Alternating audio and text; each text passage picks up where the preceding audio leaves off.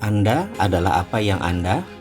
Istilah self-image dipopulerkan oleh Dr. Maxwell pada tahun 60-an melalui konsep psycho-cybernetic. Dr. Maxwell Maltz adalah menyoroti soal psikologi citra diri.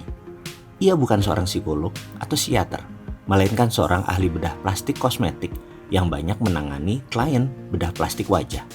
Dr. Maxwell mengamati bahwa kasus utama dari klien-klien yang ditanganinya pada umumnya bukan persoalan wajah, akan tetapi justru persoalan citra diri, sehingga operasi wajah seringkali tidak dapat serta-merta merubah citra diri seseorang. Untuk merubah citra diri dibutuhkan operasi psikologis.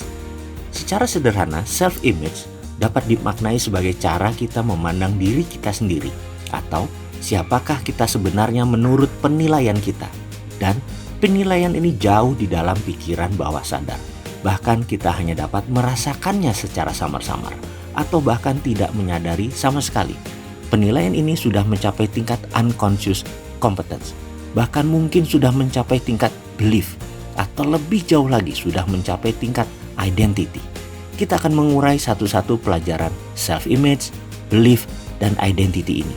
Kita mulai dari self-image, yang dimulai dengan satu pertanyaan kemakmuran. Kita awali dengan pertanyaan, apakah Anda termasuk orang yang selalu beruntung dalam hal kemakmuran? Lalu Anda jawab, iya. Tetapi jauh di dalam diri Anda, saya maksud untuk menemukan jawaban sesungguhnya. Inilah yang disebut self-image. Jawaban iya yang saya cari dan yang saya maksud adalah jawaban Anda sesungguhnya yang di bawah pikiran. Bukan jawaban iya yang di logika semata. Sebagai catatan, self-image dianggap sebagai selubung yang melingkupi diri kita, di mana selubung itu akan mematahkan seluruh pikiran atau ide yang tidak sejalan. Sebaliknya, self-image akan meloloskan yang dianggap sejalan. Sekali lagi, ini bukan masalah benar salah dalam value kehidupan, tapi cocok atau tidak cocok dengan citra diri pilihan Anda tersebut. Sebagai contoh, jika seorang memiliki self-image misalnya, saya selalu akrab dengan kesialan, maka dapat dibayangkan apa yang terjadi ketika yang bersangkutan suatu saat mencoba berbisnis. Ya, tentu segala hal yang akan membawa kepada keberhasilan bisnis akan segera disabotase oleh self-image. Sebaliknya, yang membawa kepada kegagalan akan disupport penuh oleh self-image-nya.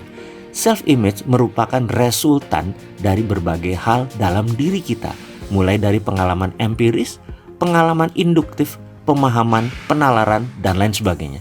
Self-image adalah payung besar yang menaungi outcome, sehingga jelas bahwa tidak layak membicarakan outcome jika self-image masih berpotensi untuk melakukan self-sabotage. Video berikutnya adalah bagaimana kita membongkar cara agar self-sabotage, self-image kita yang menyabotase negatif, hilang.